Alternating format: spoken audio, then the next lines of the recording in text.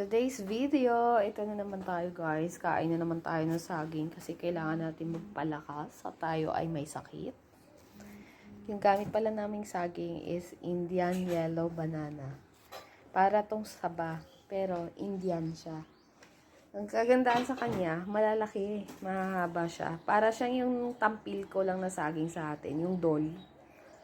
Pero ito, hindi siya, pina-fry siya. Pag kinain mo siyang ganito, okay lang, pero iba yung lasa niya. Parang saba talaga siya na hilaw. Pero pag prinito mo, ginawang mong banana cue, napakasarap niya. Ganyan. Tsaka mura lang to compare sa sabang saging.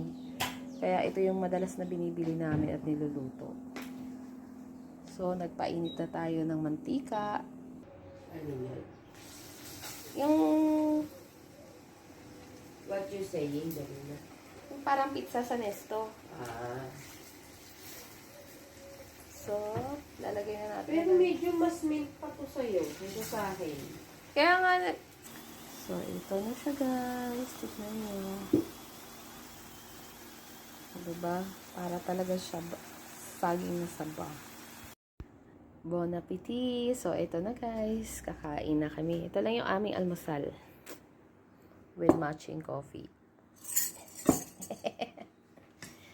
So, syempre, as usual, dito lagi kasi ako natambay din na Ate Fatom. Baka magtaka kayo.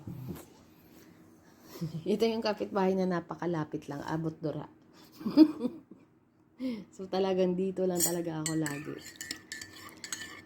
Hirap kasi nang nakatikom lang yung bibig mo sa loob ng kwarto mo, tapos wala kang, isasalita. Ako, magkakasakit ka. Kaya maganda rin talaga yung nagmamarites ka kasi alam nyo.